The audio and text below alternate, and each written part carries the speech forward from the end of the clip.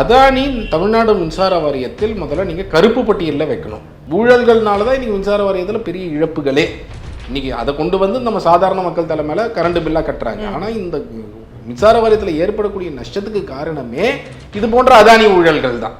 இந்த ஊழலை வந்து இவங்க உண்மையிலேயே அட்ரஸ் பண்ணுறதுக்கு தயாராக இருந்திருக்கிறாங்களா இது வரைக்கும் அப்படின்னு கேட்டிங்கன்னா இல்லை. எக்ஸ்பென்ஸ் பார்த்தீங்கன்னா கடந்த 10 வருஷத்தில் கிரிட் கனெக்டிவிட்டி நார்த் இந்தியாவோட ஏற்பட்டாச்சு. ரேட்டு குறைஞ்சாச்சு தெர்மல்து. இப்போ செலவினங்கள்லாம் குறைஞ்சிருக்கு. இருந்தாலும் நீங்கள் வந்து மின்சார வாரியத்தில் ஆயிரக்கணக்கான கோடி ரூபா நஷ்டம் பண்ணுறீங்க. இருந்தாலும் நீங்கள் மக்கள் தலை மேலே சுமையை தூக்கி கரண்ட் பில்லை ஏற்றுறீங்க. இந்தியாவிலே மிக அதிகமான கரண்ட் பில் கட்டக்கூடிய பெட்டிக்கடை தமிழ்நாட்டில் தான் இருக்குது. 37வது இடத்துல இருக்கிறோம். நாங்கள் தான் இந்தியாவிலேயே முதலிடம். தமிழ்நாடு தான் குறைந்த மின்சார கட்டணம் இருக்குதுன்னு சொல்லி ஒரு ப்ரெஸ் ரிலீஸ் கொடுக்குறாங்க தமிழ்நாடு அரசு. அப்போது ஒரு டிஐபிஆரே இப்படி ஒரு பொய்யை எப்படி சொல்ல முடியும்? அப்போ இந்த அளவிற்கு ஒரு மோசமான அளவில் மின்சார வாரியத்தை நடத்தக்கூடிய நிர்வாக சீர்கேடு எங்கேயுமே இல்லை. மின்சார வாரியத்தை வந்து ஒரு ஊழல் இல்லாத நேர்மையான நிர்வாகம் செலுத்தக்கூடிய ஒரு துறையாக மாற்றணும். நீங்கள் செந்தில் பாலாஜி மாதிரி ஒரு அமைச்சரை வச்சுட்டு எப்படி அதை செய்வீங்க? அவர் வந்து நஷ்டமாச்சுன்னா அதானிக்கிட்டேருந்து போய் மீட்டுடுங்க. நஷ்டமாச்சுன்னா யார் ஊழல் பண்ணாங்களோ அவங்க கிட்டேருந்து மீட்டெடுங்க. மக்கள் தலைமையில கொண்டு வந்து சுமையை இறக்குவது வந்து எந்த விதமான நியாயம்? இங்க உங்க கையிலேயே அதிகாரம் இருக்கு. லஞ்ச ஒழிப்புத்துறை நீங்க நினைச்சீங்கன்னா அடுத்த செகண்ட் நிலக்கரி இறக்குமதி ஊழல்ல எஃப்ஐஆர் போட்டு நடவடிக்கை எடுக்க முடியும். ஆனால் அதை எடுக்காம இந்த மாதிரி வெறும் ஜாயிண்ட் பார்லிமெண்டரி ப்ரோப் மட்டும் வேணும்னு கேட்பது மக்களை ஏமாற்றக்கூடிய செயலா இல்லையா? அதானிக்கு ஆதரவான நிலைப்பாடா இல்லையா?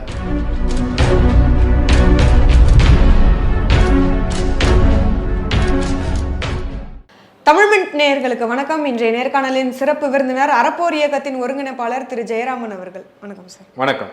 அதானி குழுமத்துக்கு வந்து தமிழ்நாடு இங்கிருந்து வந்து பொது பயன்பாட்டுக்கும் சரி வணிகம் தொடர்பான பயன்பாட்டுக்கும் ஸ்மார்ட் மீட்டர்கள் அமைக்கிறதுக்கான டெண்டர் வந்து கொடுத்துருந்தாங்க. ஸோ இப்போ வந்து அந்த டெண்டரை வந்து ரத்து செய்கிறோம் அப்படிங்கிற மாதிரியான அறிவிப்புகளை வந்து இங்கே அரசாங்கம் வந்து சொல்லியிருக்கு. ஸோ இந்த டெண்டர் முன்னாடியிலேருந்தே வந்து ஆரம்பத்திலேருந்தே நிறைய பிரச்சனைகளை வந்து எழுப்புச்சு அப்படிங்கிற மாதிரியான விஷயங்கள்லாம் தொடர்ந்து இது தொடர்பான விஷயங்களாக பேசப்பட்டு இருக்கு. ஸோ என்ன சிக்கல் இந்த டெண்டரில் ஆரம்பத்திலிருந்து இது என்னென்ன பிரச்சனைகளை வந்து கடந்து அதானி கைக்கு வந்தது, இப்போ எதனால் அதை ரத்து பண்ணியிருக்காங்க சார்? முதல்ல இருக்கக்கூடிய நிலைப்பாடு என்ன அப்படின்னா, நம்ம ஆரம்பகட்ட காலத்திலேயே இந்த கேட்டுக்கொண்டிருப்பது என்ன அப்படின்னா, அதானி தமிழ்நாடு மின்சார வாரியத்தில் முதல்ல நீங்கள் கருப்பு பட்டியலில் வைக்கணும். அவங்க வந்து டெண்டருக்கே எலிஜிபிளாகவே இருக்கக்கூடாது அப்படிங்கிறது தான். இது எதற்காக கருப்பு பட்டியலில் ஏன் சேர்க்கணும் அப்படின்னு சொல்கிறோன்னா, ஏற்கனவே 3000 கோடி ரூபாய் நிலக்கரி இறக்குமதியில் அவர் ஒரு மிகப்பெரிய ஊழலை செஞ்சுருக்கிறாங்க. 3500 கிலோகலரி நிலக்கரியை 6000 கிலோகலரின்னு பொய் சொல்லி ஏமாற்றி நம்மளுடைய மின்சார வாரியத்துக்கு விற்றுருக்குறாங்க. அப்போ இதனால் 3000 கோடி ரூபா மணி லாண்டரிங் பண்ணி சிங்கப்பூர் கொண்டு போய் அதன் வழியாக பல்வேறு நாடுகளுக்கு அது எப்படி போச்சு, இது எல்லா விஷயங்களையும் நம்ம வந்து ஆதாரங்களோட லஞ்ச ஒழிப்புத்துறையில் கொடுத்துருக்கிறோம். லஞ்ச ஒழிப்புத்துறையும் விசாரணை நடத்திட்டு இருக்கிறாங்க. அப்போ இது மேலே எஃப்ஐஆர் பதிவு பண்ணி விசாரணை நடத்தணும், நீங்கள் கருப்பு பட்டியலில் சேர்க்கணுங்கிறது தான் நம்மளோட முதல் டிமாண்டாகவே இருந்துட்டு வருது. ஆனால் இன்றைய தேதி வரை இவங்க அதானி நிறுவனத்தை கருப்பு பட்டியலில் சேர்க்கவே இல்லை. அப்போது நீங்கள் ஸ்மார்ட் மீட்டர் அப்படிங்கிற ஒரு ப்ராஜெக்ட்டு, இதில் வந்து மிகப்பெரிய குவெஸ்டின் என்னென்னா, நீங்கள் வந்து தனியார் மயப்படுத்துகிறீங்க. நீங்கள் என்ன சொல்கிறீங்க அப்படின்னு சொன்னால், 19,000 கோடி ரூபாய்க்காக என்ன ஒரு மிகப்பெரிய டெண்டர்களாக பல்வேறு டிஸ்ட்ரிக்டாக முதல்ல மொத்தமாக போடுறேன்னாங்க. அப்புறம் 4 ரீஜன்களாக பிரித்து 4 டெண்டர்களாக இது விடப்பட்டது. இந்த 4 டெண்டர்களில் பார்த்தீங்க அப்படின்னு சொன்னால், பேக்கேஜ் 1 சொல்லக்கூடிய சென்னை ரொம்ப ப்ரைம் ஏரியாவாக இருக்கக்கூடிய, இதுதான் இருக்கிறதுலே பெரிய யூனிட்டும் கூட பார்த்தீங்கன்னா, சென்னை, காஞ்சிபுரம், திருவள்ளூர் என்ற 8 மாவட்டங்கள் சேர்ந்த அந்த பேக்கேஜ் 1க்கான டெண்டரை வந்து அதானி தான் L1ஆக வந்திருப்பதாக சொல்லப்பட்டது. இப்போ இதுலேயே வந்து பல குற்றச்சாட்டுகள் வந்தது. இது வந்து எப்படி அதானிக்கு டெய்லர் மேடாக இது போன்றவர்களுக்கு ஏற்றாற் போல இந்த மாதிரி கண்டிஷன் எல்லாம் வைக்கப்பட்டது, அதற்கு ஏற்றாற் போல் செஞ்சாங்க அப்படின்ற நிறையா விஷயங்கள்லாம் வெளிவந்தது. அப்போ இதெல்லாம் வந்து தீவிரமாக இவங்க விசாரிக்கணும். ஆரம்பத்திலேயே வந்து இவங்க வந்து தடுத்து நிற்பாட்டி இருக்கணும், ஆனால் செய்யலை. இப்போ வந்து கடைசியில் இவ்வளோ ப்ரெஷர் நம்ம வந்து நீங்கள் அதானிக்கு இந்த டெண்டர்கள் கொடுக்க போகிறீங்களா, நீங்கள் வந்து மத்தியில் வந்து அதானி இவ்வளோ பெரிய ஊழல் செய்து விட்டார், மோடியுடைய நண்பர் அதானி, அங்கே பாராளுமன்ற கூட்டுக்குழு தேவை அப்படியெல்லாம் பேசிட்டு, இங்கே வந்து நீங்கள் வந்து ஏற்கனவே இவ்வளோ பெரிய ஊழலில் மின்சார வாரியத்தில் ஈடுபட்டவருக்கே திரும்ப மீண்டும் இது போன்ற டெண்டர்கள் கொடுக்க போறீங்களா அப்படிங்கிற கேள்விகள் வந்து மிகப்பெரிய அளவில் கேட்கப்பட்டது. இப்போ அதோடைய விளைவாக நம்ம இறுதியில் என்ன பார்க்குறோம் அப்படின்னு சொன்னால், அவங்க வந்து இது அதானிக்கு கொடுத்தா ஒரு பெரிய சிக்கலை உண்டாக்கும், பேர் கெட்டு போகும் அப்படிங்கிற ஒரு நிலைமையில வரும் பொழுது இது ஒரு அட்மினிஸ்ட்ரேட்டிவ் ரீசனுக்காக நாங்கள் ரத்து செய்கிறோம் அப்படின்னு சொல்லிட்டு இந்த 4 டெண்டர்களையுமே ரத்து செஞ்சிருக்கிறாங்க அப்படிங்கிறது தான். 27/12/2024 அன்று 2 நாட்களுக்கு முன்பாக அவங்க அந்த ரத்து செய்யக்கூடிய வேலையை செஞ்சுருக்கிறாங்க. அதை வந்து 28ஆம் தேதி தான் அவங்க தெரிவிச்சிருக்கிறாங்க அப்படிங்கிறத நம்ம பார்க்குறோம். இந்த டெண்டர்லையுமே கூட இப்போ அவங்க சொல்கிற காரணம் என்ன இருக்குன்னா, அங்கே அவங்க கோட் பண்ண அமௌண்ட் வந்து அரசாங்கத்துக்கு கட்டுப்படி ஆகலை, அதிகமான விலையை வந்து அவங்க கோட் பண்ணியிருக்காங்க அப்படிங்கிற மாதிரியான விஷயங்களை சொல்கிறாங்க. உண்மையிலேயே இதுதான் காரணமா சார்? அவங்க அதிகமாக கோட் பண்ணியிருந்தாலும் இவங்க கொடுத்துருவாங்க. இப்போ நிலக்கரி இறக்குமதியில் என்ன பண்ணாங்கன்னா, 6000 கிலோகலரி நிலக்கரியை வந்து அவர்கள் வந்து கிட்டத்தட்ட $90 கொட்டேஷன் கொடுக்குறாங்க. அந்த $90 என்னைக்கு கொட்டேஷன் கொடுக்குறாங்களோ அன்றைய தேதியில் Tamil Nadu news print paper limited $70 வாங்குறாங்க. ஒரு மெட்ரிக் டன்னுக்கு $20 கூட இருந்தாலும் ஒரு காரணத்தை சொல்லி, இல்லை இது வந்து நாங்கள் பேமெண்ட் சம்டைம் லேட்டாக கொடுப்போம், அதனால் அப்படி இப்படின்னு சொல்லி ஏதோ ஒரு காரணத்தை சொல்லி மின்சார வாரியம் என்ன பண்ணுறாங்க, அதானிக்கு கொடுக்குறாங்க.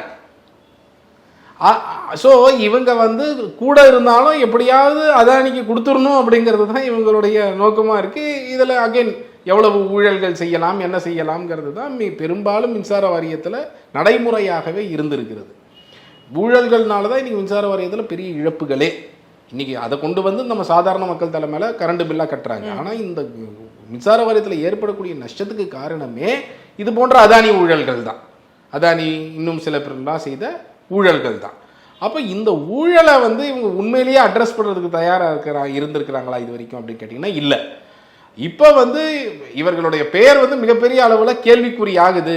அதானி வந்தாரு, யாரை சந்திச்சாரு, சென்னையில் ரகசியமாக யாரை சந்திச்சாரு, அப்போ இந்த ஸ்மார்ட் மீட்டர் டெண்டருக்காக தான் சந்திச்சாரா, இல்லை நிலக்கரி இறக்குமதி ஊழலில் எஃப்ஐஆர் போடக்கூடாதுன்னு சந்திச்சாரா, யாரை சந்திச்சாரு, தங்கம் தென்னரசு எலக்ட்ரிசிட்டி மினிஸ்டரை சந்திச்சாரா, இண்டஸ்ட்ரீஸ் மினிஸ்டர் டிஆர்பி ராஜாவை சந்திச்சாரா, இல்லை சீஃப் செக்ரட்டரியை சந்திச்சாரா, சேர்மன் அண்ட் மேனேஜர் டான்ஜெட்கோவை சந்திச்சாரா அப்படிங்கிற கேள்விகள் கேட்டுக்கொண்டே தான் இருக்கிறோம். யாரை சந்திச்சாரு, என்ன பேசப்பட்டது அப்படின்னு. அப்போ இந்த ஒரு அழுத்தத்தின் ஒரு காரணமாக சரி இந்த நேரத்தில் இப்போ இதை கொடுத்தோம்னா இது இன்னும் பேரு கெட்டு போயிடும் அப்படிங்கிற ஒரு அளவில் தான் இதை ரத்து செஞ்சுருக்கிறத நான் பார்க்குறேன். இதுக்கு முன்னாடி வந்து 2023 ஆகஸ்ட் மாதம் வந்து இந்த டெண்டருக்கான ஒப்பந்த புள்ளிகள் வந்து கோரப்பட்டது. 1.5 வருடங்கள் கழித்தும் திரும்ப அந்த 23 ஆகஸ்ட்ல வந்து என்ன அமௌண்ட்ல வந்து இது பண்ணாங்களோ அதே இதில் தான் வந்து திரும்பவும் கொடுக்கணும் அப்படிங்கிறப்ப வந்து இது ஒத்து வராது அப்படிங்கிற மாதிரியான விஷயங்களை விலை. ஆமாம், விலை அவ்வளவு அதிகமாக. இப்போ நீங்கள் வந்து டெண்டரை வந்து ஒரு சிலர் மட்டும் பங்கெடுக்க முடியும், அவர்கள் மட்டும்தான் பங்கெடுக்க முடியும்னா அவங்க என்ன பண்ணுவாங்கன்னா அவங்களுக்குள்ள கூட்டு சதி செய்வதற்கான வாய்ப்புகள் அதிகமாக இருக்கும். டிரான்ஸ்ஃபார்மர் ஊழல்ல நம்ம காமிச்சோம் எப்படி ஒரே ரேட் எல்லாரும் கொடுத்தாங்க, ஆனா சந்தை மதிப்பை விட ரொம்ப அதிகமா இருந்தது. இப்போ இந்த விஷயத்துல என்ன பண்ணி இருக்கிறாங்கன்னா அவங்க வந்து மறைச்சு வச்சிருக்காங்க. இப்போ இன்னைக்கு வந்து போய் யார் என்ன ரேட்டு போட்டாங்க நீங்களும் நானும் பார்க்க முடியாத மாதிரி தமிழ்நாடு அரசு மறைச்சு வச்சிருக்கிறாங்க. இதுவே கேள்வி. டெண்டர்னா நீங்க வந்து ஓப்பனா அவங்க என்ன ரேட்டு போட்டாங்கிறத சொல்ல வேண்டியதானே. இதை மறைச்சு நீங்க டெண்டர் ஓபன் பண்ற வரைக்கும் அது சீக்ரெட். ஓபன் பண்ணியாச்சுன்னா எல்லாருக்கும் தெரியறது தானே. எந்த செகண்ட் ஓபன் பண்றீங்கன்னா மக்களுக்கு தெரியணும்ல என்ன ரேட்டு கொட்டேஷன் கொடுத்துருக்காங்கன்னு. ஏன் மக்களுக்கு தெரியக்கூடாது? ஏன் இதை சீக்ரெட்டா ஒளிச்சு வைக்கிறீங்க? அப்போ அந்த ஒளிச்சு வைக்கிறதுலயே ஒரு பர்பஸ் இருக்கு அப்படிங்கிறத நான் பார்க்குறேன். நீங்கள் டெண்டர்னா வெளிப்படையாக வைங்க. அப்போ அதில் டிரான்ஸ்ஃபார்மரில் எப்படி ஊழல் நடந்ததுங்கிறது அப்பட்டமாக நம்ம வெளியே கொண்டு வந்ததுக்கு பிறகு இன்றைக்கி எல்லாருக்கும் தெரிய வருது. அப்போ இந்த ஸ்மார்ட் மீட்டரில் என்ன பண்ணுறாங்க அப்படின்னு சொன்னால் அந்த மாதிரி தகவல்களையே வெளியே விடாமல் மறைச்சி வைக்கிறாங்க. இதுவே ஃபஸ்ட்டு வந்து தப்பு. ஏன்னா வந்து அவங்க டெண்டர் டிரான்ஸ்பரன்சி சட்டப்படியே இது டிரான்ஸ்பரண்ட்டாக நடக்கணும், வெளிப்படைத்தன்மையோடு நடக்கணும். ஒரு டெண்டர்னா வெளிப்படைத்தன்மையோடு நடக்கணும். அப்படி இல்லாமல் இதை மறைச்சி வச்சு இவங்க கேன்சல் பண்ணி அட்மினிஸ்ட்ரேட்டிவ் ரீசன் என்று மட்டும் சொல்லியிருப்பதே வந்து ஒரு மூடி மறைக்கக்கூடிய செயலாக தான் நான் வந்து பார்க்குறேன். அப்போது இன்றைக்கி வந்து இவ்வளோ ப்ரெஷர், மக்கள் ப்ரெஷர் இல்லை, கேள்விகள் இல்லைன்னா இவங்க நைஸாக கொடுத்துருப்பாங்க அதானிக்கு இந்த விஷயத்தை. அப்போ இவ்வளோ கேள்விகள் இருக்கிறதுனால தான் இன்றைக்கி வந்து அட்லீஸ்ட் ஒரு ஸ்டெப்பு வந்து மக்களுக்கு வந்து விக்ட்ரி அப்படின்னு சொல்லலாம். ஆனால் இது பத்தாது. நீங்கள் வந்து அதானியை வந்து கருப்பு பட்டியலில் சேர்க்கணும். அடுத்த முறை திரும்ப டெண்டர் ஃப்ளோட் பண்ணுறதுக்கு முன்னாடி நீங்கள் அதானி போன்றவர்களை கருப்பு பட்டியலில் சேர்க்கணும். நீங்கள் வந்து இந்த மாதிரி ஸ்மார்ட் மீட்டரை இன்னும் பிரேக் பண்ணி நீங்கள் வந்து அப்படி ஸ்மார்ட் மீட்டர் இது பண்ண போகிறீங்கன்னா எதுக்கு 10 வருஷத்துக்கு மெயின்டெனன்ஸ் எல்லாம் சேர்த்து ஏன் அரசாங்கமே இதை செய்ய முடியாது? அரசாங்கம் ப்ரொக்யூர்மெண்ட் மட்டும் பண்ணி ஏன் செய்ய முடியாது? அப்போ இதை ஏன் ப்ரைவேட்டைஸ் பண்ணுறாங்க? இது மாதிரி பல கேள்விகள் வந்து இதில் அடங்கியிருக்கு. இன்னைக்கு வந்து மின்சார வாரியத்தை வந்து தனியார்மயமாக்குவதில் வந்து ரொம்ப தீவிரமாக பல்வேறு வழிகளில் அரசாங்கம் ஈடுபட்டிருக்கிறாங்க அப்படிங்கிறது தான் நான் வந்து இதெல்லாம் காட்டுது.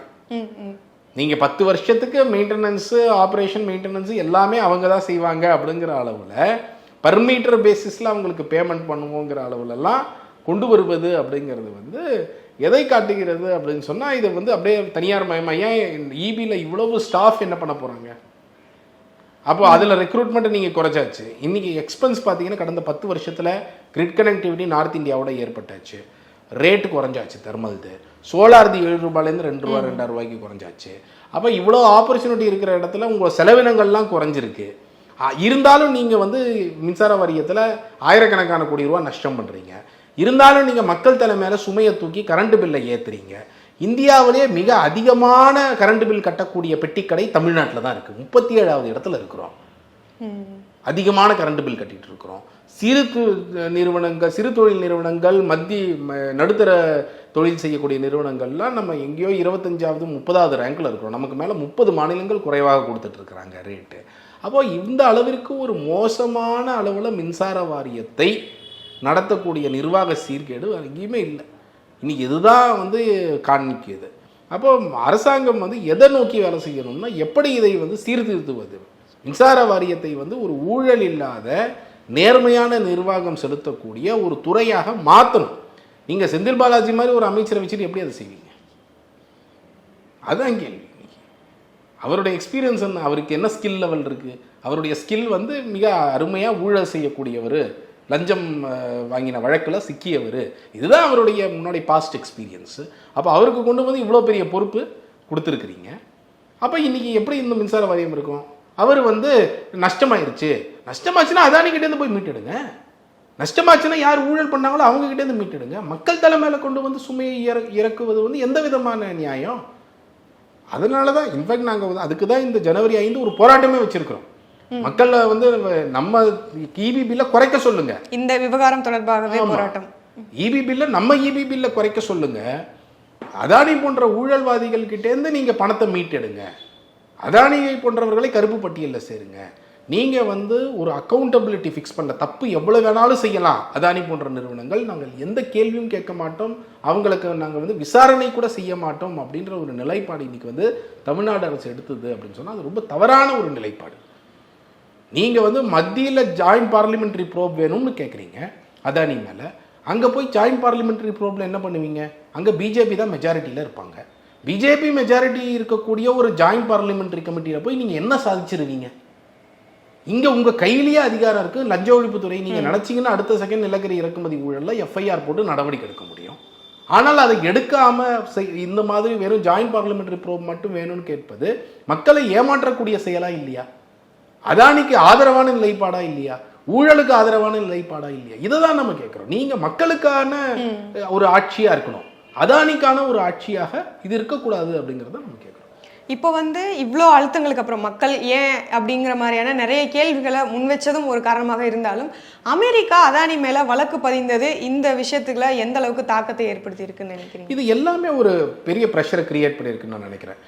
உங்களுக்கு ஞாபகம் இருந்ததுன்னா கடந்த ஒரு 6 மாதத்தில் எடுத்துக்கிட்டிங்கன்னா ஃபஸ்ட்டு ஃபினான்ஷியல் டைம்ஸ் வந்து ஒரு ஆர்டிக்கல் வெளிக்கொண்டு வராங்க. அந்த ஃபினான்ஷியல் டைம்ஸ் வெளிக்கொண்டு வந்த ஆர்டிக்கல் என்ன அப்படின்னு பார்த்தீங்கன்னா மே மாதம் கொண்டு வராங்க.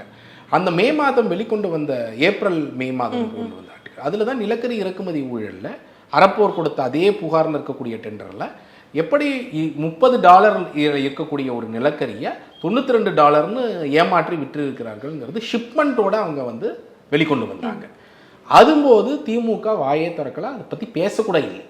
இத்தனைக்கும் கடந்த ஆட்சியில் நடந்த ஊழல் தான், மோடியுடைய நண்பர் அதானி தான். ஆனால் திமுக வந்து அதை பற்றி அப்படியே சைலண்ட்டாக கடந்து போனாங்க, எதுவுமே பேசலை. அதற்கு பிறகு நாம் வந்து ஒரு பெரிய ப்ரெஷர் உண்டாக்கினோம். நாங்கள் வந்து போய் நாங்கள் முதலமைச்சர் முன்பு அசம்பிளிலேயே போராடணும். இந்த அதானி ஊழல் மேலே இவங்க வந்து ஸ்டெப் எடுக்காததுக்கு ஒரு எஃப்ஐஆர் கூட போட மாட்டேங்கிறாங்க, அனுமதி கூட கொடுக்க மாட்டேங்கிறாங்க விசாரணைக்கு அப்படின்னும் போது, அப்போது ஜூலை 2ஆம் தேதி செய்தி வெளிவந்தது. லஞ்ச ஒழிப்புத்துறைக்கு ஆரம்ப கட்ட பூர்வாங்க விசாரணை செய்வதற்கான அனுமதி கொடுக்கப்பட்டுள்ளது அறப்பொரு புகாரில் அப்படின்னு சொல்லிட்டு. ஜூலை 2ஆம் தேதி இது வந்த பிறகு ஜூலை 9ஆம் தேதி அதானி சென்னை வராரு. சென்னை அவர் சித்தரஞ்சன் சாலை போனதாக செய்தி வருது.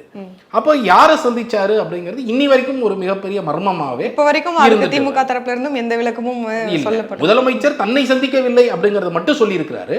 அப்ப யாரை சந்தித்தார், எதற்காக இந்த சந்திப்புகள் நடந்தது, இதை பற்றி எதுவுமே அவங்க பேசல.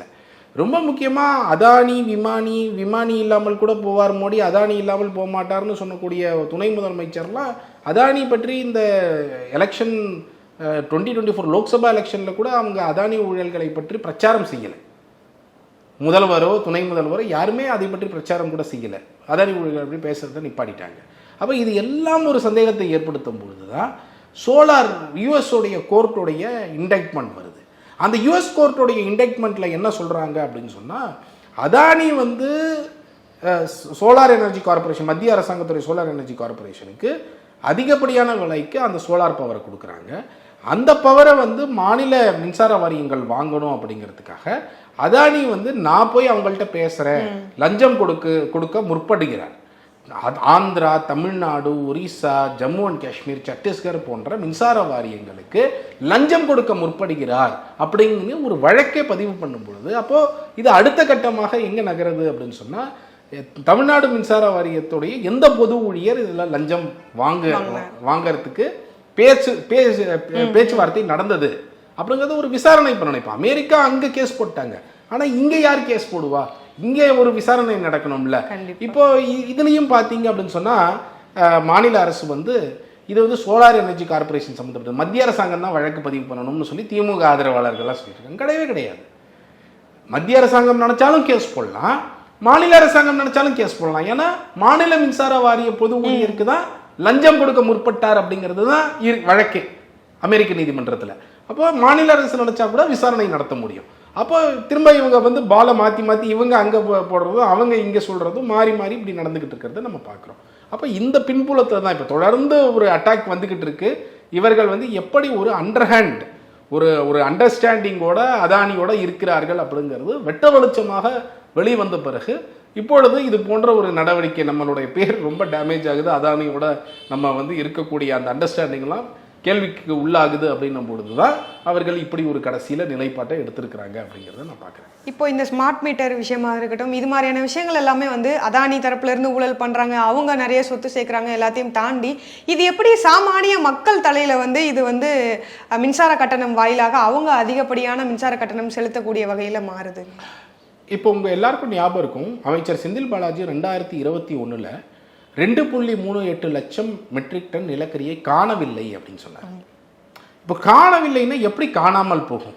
ஒரு பவர் பிளான்ட்லேருந்து காணாமல் போகிறதுக்கு வாய்ப்பு ரொம்ப குறைவு. என்ன ஆயிருக்குன்னா, இப்போ அதானி போன்றவர்கள் இப்போ 3500 கிலோ கேலரியை சப்ளை பண்ணுறாங்க. 3500 கிலோ கேலரியை சப்ளை பண்ணும் பொழுது 6000 கிலோ கேலரினா நீங்கள் 1 கிலோவை எரிச்சிங்கன்னா, அதோட அர்த்தம் என்னன்னா 1 கிலோவை எரிச்சிங்கன்னா 2.1 யூனிட் மின்சாரம் கிடைக்கும். இதே நீங்கள் 3500 கிலோ கேலரியை 1 கிலோ எரிச்சிங்கன்னா 1.2 யூனிட் மின்சாரம் தான் கிடைக்கும். அப்போ எவ்வளவு மின்சாரம் தயாரிக்கிறாங்க அப்படின்னு பார்த்தீங்க அப்படின்னு சொன்னால், இப்போ அதே 2 யூனிட் மின்சாரத்தை நான் தயாரிக்கணும் 3500 கிலோ கேலரியை வச்சு அப்படின்னா நான் 1.5 மடங்கு நிலக்கரியை கொட்டணும்.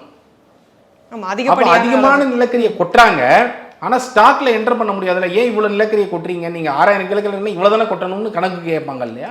அதனால இவங்க அதிகப்படியான நிலக்கரியை கொட்டிட்டு ஸ்டாக்ல என்டர் பண்றது கிடையாது, ஸ்டாக்ல இருக்கிற மாதிரியே கணக்கு காமிக்கிறாங்க. ஸோ ஒரு ஸ்டேஜில் செக் பண்ணும்போது ஸ்டாக்ல இருக்கு, பேப்பர்ல இருக்கு, ஆனா உண்மையிலே இல்லை, ஏன்னா கொட்டியாச்சு அதிகப்படியாக. அப்போ இந்த இப்போ இழந்த நிலக்கரியெல்லாம் என்ன எப்படி ஈடு கட்டுவாங்க?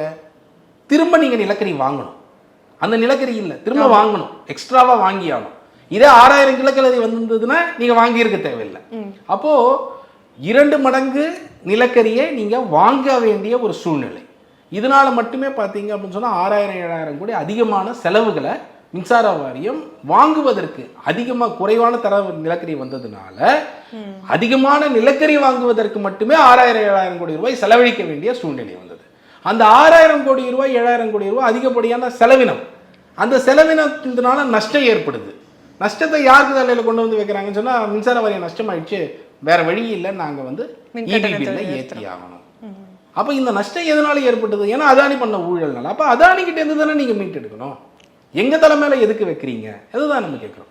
சோலார் ஊழல்லையுமே இப்போ வந்து லஞ்ச பணம் 2000 கோடி ரூபாய் கொடுக்க முற்பட்டார். அதில் பெரும்பாலும் ஆந்திராவில் 1700 கோடி ரூபாய் பேசப்படுது. தமிழ்நாட்டில் மேபி 200 கோடி இருந்திருக்கலாம், 300 கோடி இருந்திருக்கலாம், எவ்வளோன்னு தெரியாது.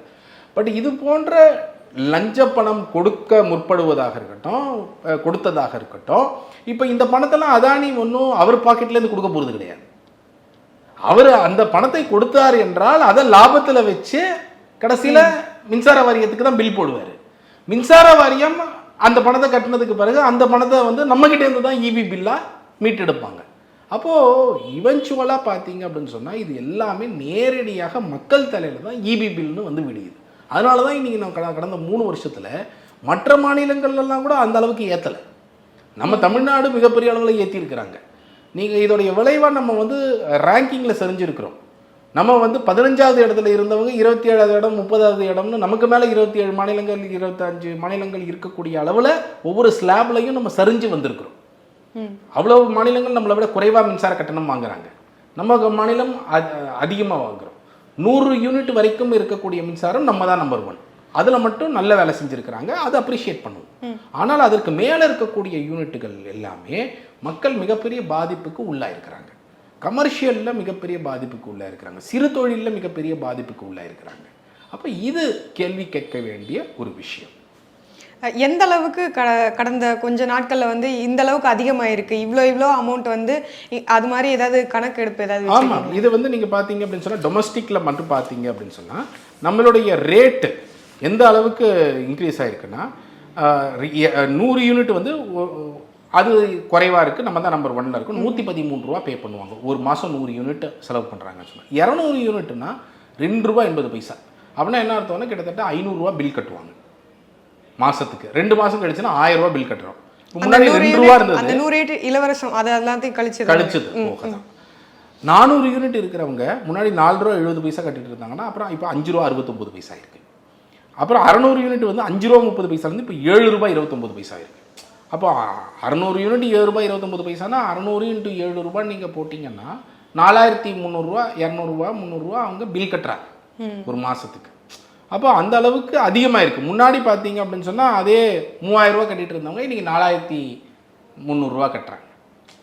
ஸோ உங்களுக்கு வந்து கிட்டத்தட்ட 1.5 மடங்கு, அவங்க பெரும்பாலும் 1.5 மடங்குலேருந்து 2 மடங்கு நிறைய இடங்களில் ஏறி இருக்குது அப்படிங்கிறத நம்ம வந்து பார்க்குறோம். 800 யூனிட் 1000 யூனிட்லாம் பார்த்தீங்கன்னா 29வது ரேங்கில் இருக்கும். ₹8.22 ₹8.78 வாங்குறாங்க. நம்ம முன்னாடி 15வது இடத்துல இருந்தோம். 15வது இடத்துலேருந்து இப்போ 30வது இடத்துக்கு வந்துட்டோம்.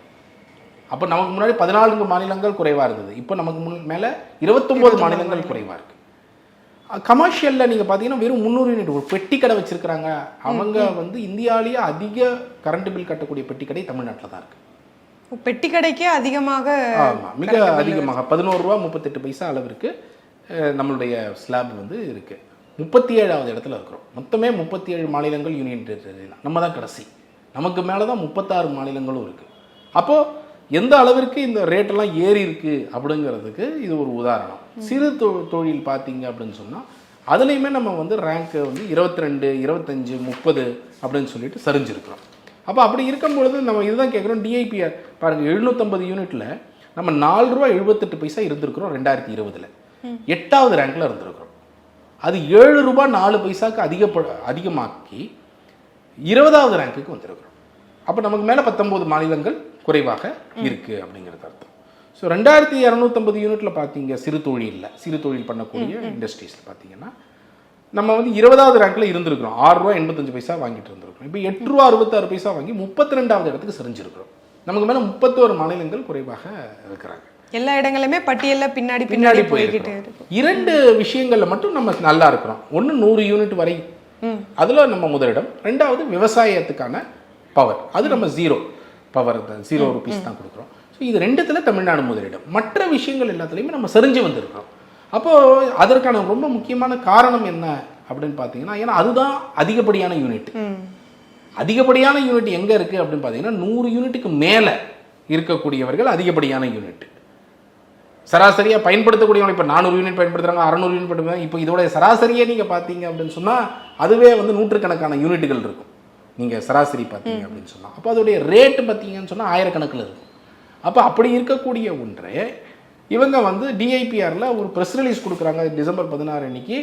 100 யூனிட்டுக்கு மேல் மின்சாரம் பயன்படுத்துபவர்களில் சராசரியாக 113 ரூபா தான் பில்லே கட்டுறாங்கன்னு சொல்லி ஒரு அப்பட்டமான ஒரு பொய்யை சொல்லியிருக்கிறாங்க. நாங்கள் தான் இந்தியாவிலேயே முதலிடம், தமிழ்நாடு தான் குறைந்த மின்சார கட்டணம் இருக்குதுன்னு சொல்லி ஒரு ப்ரெஸ் ரிலீஸ் கொடுக்குறாங்க தமிழ்நாடு அரசு. அப்போது ஒரு டிஐபிஆரே இப்படி ஒரு பொய்யை எப்படி சொல்ல முடியும் அப்படிங்கிறது தான் கேள்வி. அதனால தான் நாங்கள் வந்து இதை டீட்டெயிலாக ஆராய்ந்து ஒரு அறிக்கையாகவே நீங்கள் சொன்னது உண்மைக்கு புறம்பாக இருக்குது, இதுதான் உண்மை நிலவரம், 100 யூனிட் வரைக்கும் நீங்கள் நம்பர் 1, அது நாங்கள் அக்செப்ட் பண்ணுறோம், அதுக்கு மேலே இருக்கக்கூடியது இந்தந்த ரேங்கில் தான் நம்ம இருக்கிறோம். அப்போ இதை வந்து நீங்கள் இன்றைக்கி வந்து மின்சார கட்டணத்தை குறைக்கணும், நீங்கள் மக்கள் தலைமையில் இந்த சுமையை வைக்காதீங்க அப்படிங்கிறதுக்கு தான் நாங்கள் ஜனவரி 5 வள்ளூர் கூட்டத்தில் காலையில் 10 மணிக்கு போராட்டமே வச்சுருக்கோம். ஆனால் நீங்கள் வந்து இது மாதிரியான விஷயங்கள் எல்லாத்தையும் குறிப்பிட்டுருங்க. நிறைய இடத்துல வந்து முன்னாடியிலேருந்து நம்ம பின்னுக்கு போயிருக்கோம் அட்டவணையில் அப்படின்ற மாதிரி. ஆனால் அவங்க இது மாதிரியான ஒரு ரிப்போர்ட்டை அரசு தரப்புலேருந்தே சொல்லும் போது மக்கள் அப்போ அதை தானே நம்புவாங்க. மக்கள் சொல்கிற விஷயங்களை நம்பும் போது அப்போ நம்ம அதுதான் ரொம்ப துரதிருஷ்டவசமானதான்னு நான் பார்க்குறேன். ஏன்னா இந்த மாதிரி ஒரு அறிக்கையை வந்து அரசாங்கம் கொடுத்த உடனே பல லீடிங் செய்தித்தாள்கள் எல்லாம் அடுத்த நாள் இந்தியாவிலேயே தமிழ்நாடு தான் வீட்டு விநியோக கரண்ட்டில் முதலிடமாம் அப்படின்னு சொல்லிட்டு பப்ளிஷ் பண்ணியாச்சு, பெரிய பெரிய ஆர்டிக்கல் போட்டாச்சு. ஆனால் இது அனைத்தும் பில் கட்டுறவங்க எல்லாருக்கும் தெரியும்ல, பில் கட்டுறவங்க எல்லாம் ஆயிரக்கணக்கில் பில் கட்டுறவங்க எல்லாருக்கும் ஏன்பா நான் முன்னாடி 500 ரூபா கட்டிட்டு இருந்தேன், இன்றைக்கி 1000 ரூபா கட்டுறேன், 1000 ரூபா கட்டிட்டு இருந்தவங்க இன்றைக்கி 1500 2000 ரூபா கட்டுறோம் அப்படிங்கிறது அவங்களுக்கு தெரியும்ல. அப்போ கட்டுறவங்களுக்கு வந்து அதோடைய வழி நல்லா தெரியும். ஸோ அந்த கேள்வி தான் நமக்கு, இது எப்படி உண்மையாக இருக்க முடியும், இப்படி ஒரு இது கொடுத்துருக்குறாங்களேன்னு சொல்லி தான் நம்ம போய் டேட்டாவை பார்க்குறோம். டேட்டாவை பார்த்தா இவ்வளோ பெரிய முரண் இருக்குது. அப்போ அதை நம்ம வந்து இன்றைக்கி ஆதாரங்களோடு வெளிக்கொண்டு வந்திருக்கிறோம். பார்க்கக்கூடிய மக்கள் இப்போ இந்த மாதிரி உங்கள் சேனல் மாதிரி இது மூலமாக தான் மக்கள் வந்து தெரிந்து கொள்ள வேண்டிய ஒரு சூழ்நிலை. அதனால் மக்கள் வந்து இது கேள்வி கேட்கணும்.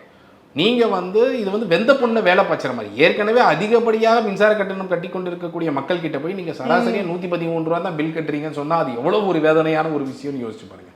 அவங்களே ஏற்கனவே வேதனையில் இருக்கிறாங்க, அதில் நீங்கள் ஒரு பொய்யை வேற நீங்கள் வந்து திணிப்பது அப்படிங்கிறது எப்படி ஒப்புக்கொள்ள முடியும்?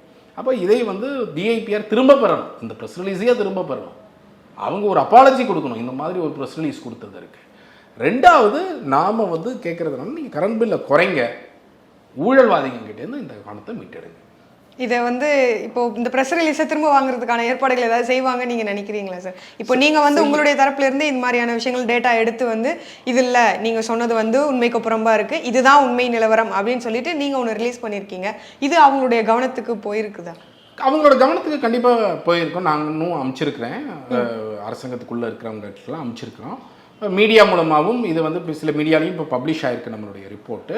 ஸோ இதன் மூலமாக அவங்களுக்கு கண்டிப்பாக தெரிய வரணும். ஸோ அவங்க வந்து ஒருவேளை நான் சொன்னதில் ஏதாவது தவறு இருந்தால் அவங்க திரும்ப சொல்லட்டும், இது ஒரு விவாதமாக இருக்கட்டும். ஆனால் நாங்கள் சொல்வதில் தவறு இருக்கிறதுக்கான வாய்ப்புகளே இல்லை. ஏனென்றால் நாங்கள் தனியாக டேட்டா தயார் பண்ணலை. தமிழ்நாடு அரசு மத்திய அரசாங்கத்துக்கு என்ன டேட்டா கொடுத்துருக்குறாங்களோ, என்னென்ன டேரிஃப் இருக்குன்னு சொல்லியிருக்கிறாங்களோ அந்த பட்டியலை எடுத்து நம்ம ரேங்க் போட்டு வெளியிட்டிருக்கிறோம், அவ்வளோதான். நம்ம ஒன்றும் தனியாக ஒன்றும் பண்ணலை. ஸோ அதனால் இது வந்து அரசாங்க டேட்டாவை தான் நம்ம வெளியிட்டிருக்கிறோம். அப்போ இதை வந்து அரசாங்கம் வந்து அவங்களுடைய மௌனமே கடந்த 3-4 நாட்களாக இருக்கக்கூடிய மௌனமே என்ன காட்டுதுன்னு அவங்களுக்கே தெரியும், இதுதான் உண்மையான நிலவரம் அப்படிங்கிறது. உங்களுடைய நேரத்தை ஒதுக்கி எங்களுக்காக செலவிட்டமைக்கு நன்றிங்க. நன்றி.